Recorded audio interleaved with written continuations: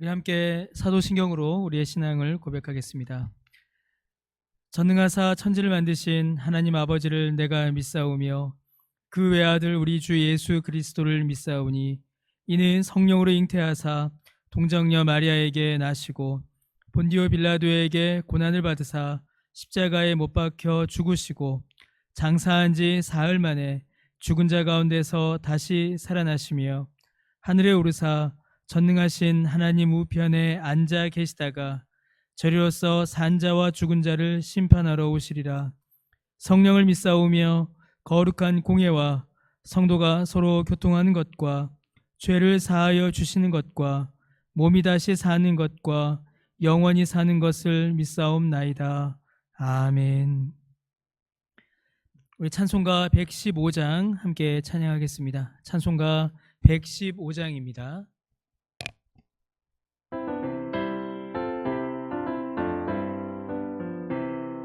기쁘다 구주 오셨네.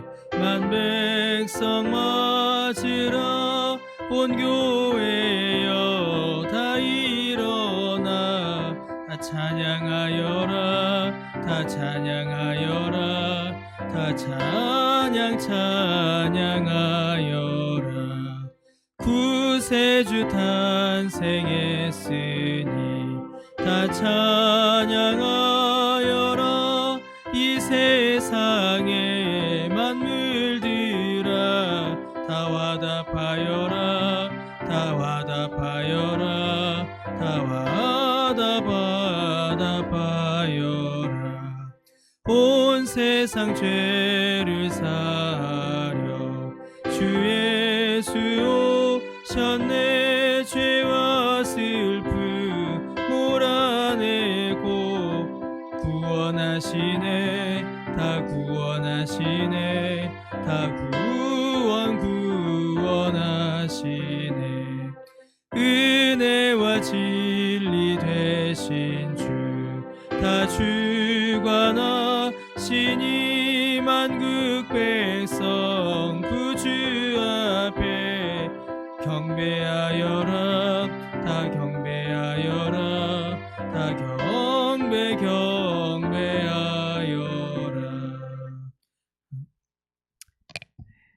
함께 기도드리겠습니다. 우리 주님의 오심을 감사하고 또 기뻐하고 찬양하는 귀한 날을 우리에게 허락하여 주시니 참으로 은혜를 감사드립니다. 주님이 우리 가운데 오신 이 소식이 얼마나 감사하고 기쁜 소식인지요. 주님, 이 은혜를 다시금 생각하며 그 은혜를 누리며 또한 그 은혜를 증거하는 삶을 살아가는 우리 모두가 되게 하여 주옵소서. 주님, 이 귀하고 감사한 날 함께 얼굴을 마주보지 못하고 영상으로 예배드리고 또 기도회를 진행하고 있습니다. 주님, 낯설고 또 어렵고 마음의 안타까움이 큰 오늘 하루입니다. 그러나 주님, 마음의 안타까움은 크지만 오늘도 성탄의 은혜와 기쁨을 주께서 우리 가운데 충만히 부어주실 줄로 믿습니다. 그 은혜를 감사하고 기념하며 또한 기쁨 가운데 오늘 하루를 보낼 수 있도록 은혜를 내려 주옵소서. 주님, 더하여 이 성탄의 기쁨과 감사가 오늘 하루에 그치는 것이 아니라 우리가 더욱더 이 믿음을 견고히 하여 매일매일의 삶 가운데에 성탄을 감사하며 또한 기뻐하며 찬양하며 살아가는 우리 모두가 되게 하여 주옵소서. 이 시간 주의 말씀을 들을 때에 주여 우리에게 말씀하여 주옵시고 이 말씀을 통하여 우리를 향하신 주님의 뜻을 깨달아 알아 이 성탄의 의미를 다시금 확인하며 또 말씀의 은혜 가운데 거하는 우리 모두가 되게 하여 주옵소서. 감사드리며 예수님의 이름으로 기도드립니다. 아멘. 우리 베드로 후서 3장 1절에서 7절까지의 말씀을 우리 함께 보시겠습니다. 베드로 후서 3장 1절에서 7절까지 말씀입니다. 말씀을 읽도록 하겠습니다. 사랑하는 자들아, 내가 이제 이 둘째 편지를 너희에게 쓰노니 이 두 편지로 너희의 진실한 마음을 일깨워 생각나게 하여 곧 거룩한 선지자들이 예언한 말씀과 주 대신 구주께서 너희의 사도들로 말미암아 명하신 것을 기억하게 하려 하노라. 먼저 이것을 알지니 말세에 조롱하는 자들이 와서 자기의 정욕을 따라 행하며 조롱하여 이르되 주께서 강림하신다는 약속이 어디 있느냐? 조상들이 잔 후로부터 만물이 처음 창조될 때와 같이 그냥 있다 하니 이는 하늘이 애적부터 있는 것과 땅이 물에서 나와 물로 성립된 것도 하나님의 말씀으로 된 것을 그들이 일부러 잊으려 함이로다. 이로 말미암아 그때의 세상은 물이 넘침으로 멸망하였으되 이제 하늘과 땅은 그 동일한 말씀으로 불사르기 위하여 보호하신 바 되어 경건하지 아니한 사람들의 심판과 멸망의 날까지 보존하여 두신 것이니라. 아멘. 예, 주님의 성육신하심을 감사하고 기뻐하는 날입니다. 성탄의 은혜와 또한 기쁨과 감사가 충만한 오늘 하루가 되시기를, 더하여 오늘 하루만이 아니라 저와 여러분 우리 모두의 평생이 되시기를 주님의 이름으로 간절히 축복합니다. 여러분, 오늘 우리가 읽은 이 본문에는 우리가 성탄의 날에 꼭 읽고 묵상해야 할 교훈이 담고 있습니다. 어떻게 보면 이 성탄절과 이 본문의 말씀이 무슨 관계가 있는가 싶은 그런 생각이 들기도 합니다. 성탄과 거짓 교사에 대한 경고가 여러분 어떤 관계가 있겠습니까? 여러분, 오늘 말씀을 우리가 보게 되면 이 성탄 그리고 거짓 교사에 대한 경고, 이 두 가지 사실이 정말 중요한 매우 깊은 관계가 있음을 우리가 확인해 볼 수 있습니다. 우리 성탄의 날에 이 거짓 교사의 교훈을 더욱더 중요하게 살펴야 합니다. 왜냐하면 이 거짓 교사들은 성경의 많은 진리를 어지럽히는 것은 물론이고 특별히 그들은 주님의 강림을 조롱하고 모욕하고 부정하기 때문입니다. 이 거짓 교사들은 자기의 정욕을 따라 행하며 교회와 성도를 어지럽혔습니다. 이에 대하여 베드로는 우리의 삶, 특별히 믿음의 삶, 말씀을 따라가는 우리의 삶을 새롭게 함으로 이 거짓 교사들을 물리칠 것을 교훈하였습니다. 더하여 사도 베드로는 거짓 교사들의 잘못된 교훈 역시 우리가 말씀을 새롭게 함으로 말씀을 견고히 함으로 물리칠 수 있음을 우리에게 알려주었습니다. 오늘 말씀은 주님의 강림을 조롱하고 모욕하고 부정하는 이 거짓 교사들을 우리가 잘 분별하여 그들을 우리 안에서 밀어내야 함을 또한 우리에게 말씀하고 있습니다. 여러분, 이 거짓 교사들은 주님의 강림, 오늘 본문의 맥락대로 한다면 예수님의 재림을 가리키는 것이지만 주님께서 우리에게 오신 그 초림의 사건 역시 그들은 조롱하고 부정합니다. 심지어 성경에 기록되어 있는 말씀조차도 그들은 인정하지를 않습니다. 여러분, 이러한 때에 우리는 더욱더 2절의 말씀과 같이 선지자들이 예언한 말씀, 곧 구약의 말씀과 주께서 사도들로 말미암아 명하신 말씀, 곧 신약의 말씀을 더욱더 잘 살피고 기록해야 합니다. 그 안에 주님의 강림하심에 대한 말씀이 기록되어 있기 때문이고 또 그 말씀을 우리 안에 견고히 할 때에 거짓 교사들의 그 유혹을 우리가 물리칠 수 있기 때문입니다. 여러분, 4절 말씀을 보시면요, 거짓 교사들은 주께서 강림하신다는 약속이 어디에 있느냐라고 그렇게 공격합니다. 주님의 강림에 대한 말씀을 부정하는 것입니다. 이는 설교 초대에 말씀드렸던 것처럼 이 본문의 맥락을 본다면 주님의 재림에 대한 말씀입니다. 거짓 교사들은 주님의 재림을 왜곡하였습니다.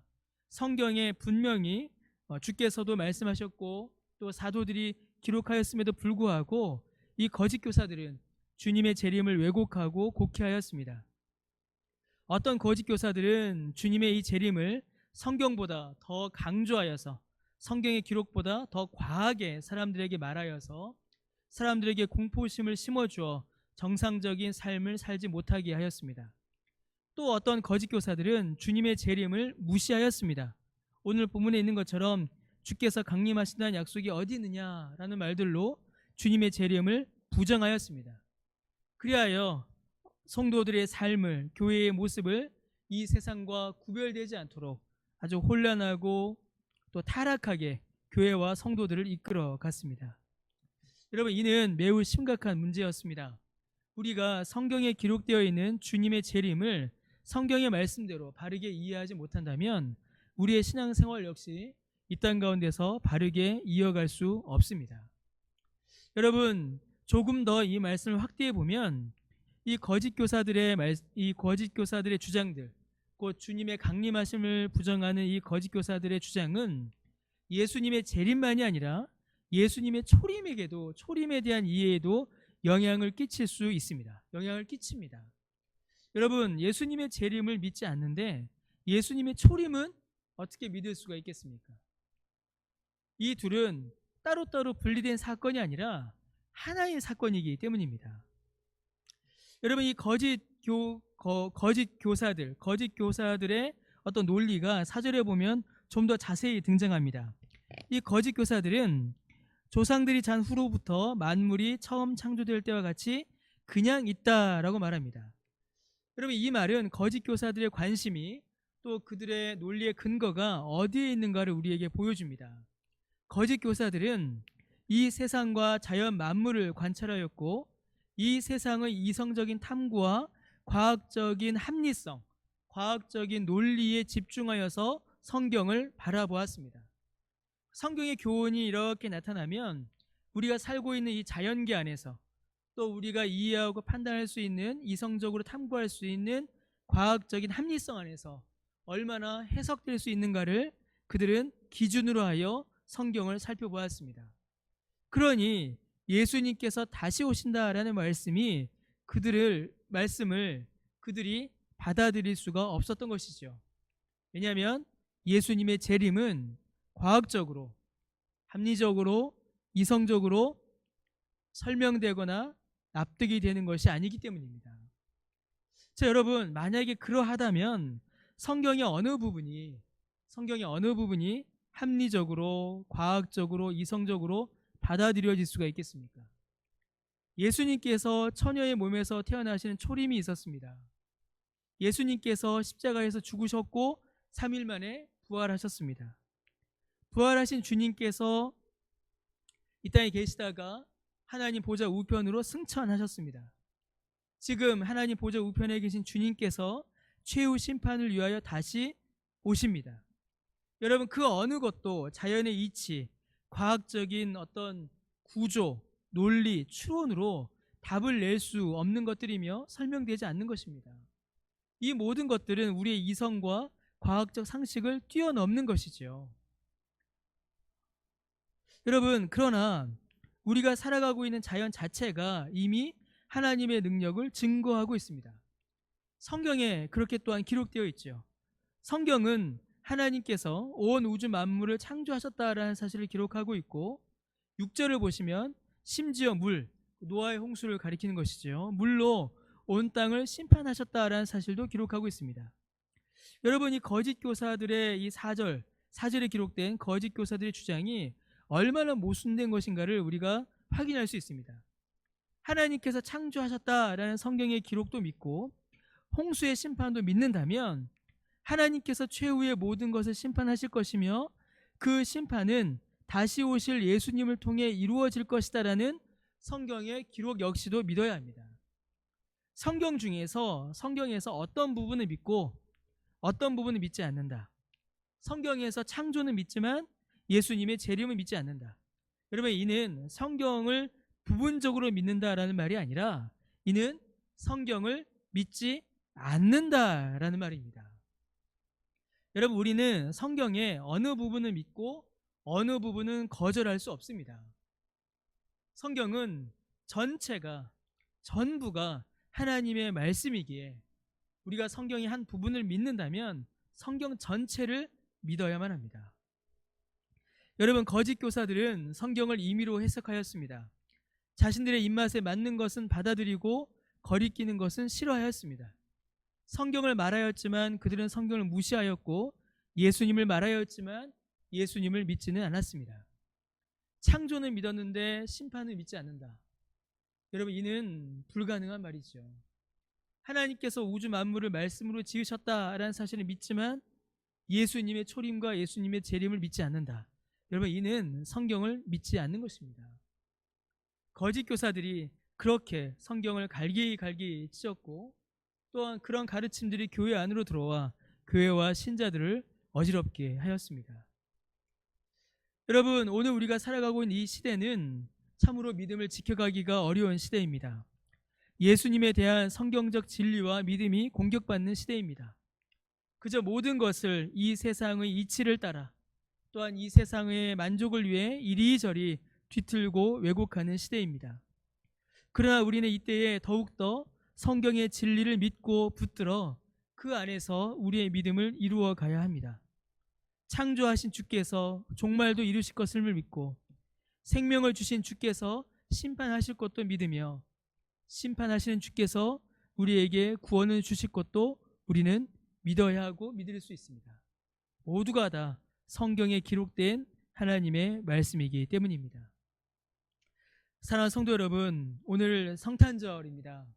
주님께서 우리를 위하여 오시고 또 우리를 구원하시기 위하여 사람의 몸으로 낮고 낮은 자리에 오심을 감사하고 또 기념하고 기뻐하며 주께 예배드린 날입니다. 그러나 우리가 코로나19로 인하여서 함께 얼굴을 마주 보지 못하고 영상으로 각 가정에서 따로따로 우리가 예배드려야 합니다. 참으로 안타깝고 또 마음이 슬프고 아쉬움이 큰 것은 사실입니다. 그러나 한편으로는 또 다른 생각도 하게 됩니다. 여러분, 우리가 지금까지 정말 수십 년간 우리의 신앙생활 하는 동안에 정말 수십 번의 성탄절을 보내왔습니다. 인류의 역사, 교회 역사 가운데는 2000번에 가까운 성탄절을 보내왔죠. 그러나 여러분, 우리가 지금까지 보내온 성탄절은 얼마나 또한 어수선하였습니까? 우리가 주님의 오심을, 주님의 초림을 감사하고 기뻐하는 예배를 주님께 드렸지만 동시에 너무나 많은 일들로 또 너무나 많은 말들로 어수선하고 예수님께 집중하지 못하는 그런 성탄절을 보내왔던 것도 사실입니다. 성탄절의 주인이신 예수님은 뒤로 잠시 미루어두고 그저 우리의 기분에 또 우리의 마음에 즐겁고 기쁜 성탄절을 보낼 때가 많았죠. 예수님께 감사하고 기뻐하기보다는 주고받는 선물에 더 기뻐하고 의미를 두던 때도 있었습니다. 심지어 세상 사람들은 성탄절의 주인공이신 예수님은 완전히 잊어버리고 완전히 버려버리고 세상의 쾌락과 향락에 빠져서 즐기는, 우리를 죄에서 구원하시기 위하여 예수님이 오신 그 오심을 기념하는 날에 오히려 죄를 더하는, 악을 더하는 그런 날로 이 성탄절을 보내왔습니다. 안타깝고 아쉬움이 없지 않습니다. 그러나 오히려 우리가 이러한 때에 이 성탄절의 주인이신 예수님께 더 집중할 수 있다라고 생각합니다. 말씀을 더욱더 집중하여 보고 성경의 교훈을 다시 한번 확인하여 참으로 예수님께서 이 땅 가운데 오신 이 초림이 가지는 의미, 그리고 예수님께서 이 땅 가운데 오셔서 우리를 위하여 베푸신 그 구원의 모든 은혜, 그리고 예수님께서 재림하심으로 이루실 그 새하늘과 새 땅을 우리가 마음에 새기며 다시 한번 믿음을 확인하며 또 감사한 가운데 거할 수 있는 그런 차분함도 우리에게 또한 주어졌습니다. 이 날을 통하여서 또 그 은혜를 누리시며 또 그 믿음을 견고히 하심으로 오늘 하루를 보내시는 또 저와 여러분 우리 모두 되시기를 주님의 이름으로 간절히 축원합니다. 함께 기도드리겠습니다. 주님, 은혜를 감사드립니다. 우리를 위하여 이 땅에 오신 그 주님을 기억하며 그 은혜에 감사하며 참으로 기쁨의 찬양을 올려드리는 오늘 하루, 또 우리의 평생이 될 수 있도록 오늘 우리에게 은혜를 내려 주옵소서. 감사드리며 예수님의 이름으로 기도드립니다. 아멘. 하늘에 계신 우리 아버지여, 이름이 거룩히 여김을 받으시오며 나라가 임하시오며 뜻이 하늘에서 이루어진 것 같이 땅에서도 이루어지이다. 오늘 우리에게 일용할 양식을 주시옵고 우리가 우리에게 죄 지은 자를 사하여 준 것 같이 우리 죄를 사하여 주시옵고 우리를 시험에 들게 하지 마시옵고 다만 악에서 구하시옵소서. 나라와 권세와 영광이 아버지께 영원히 있사옵나이다. 아멘.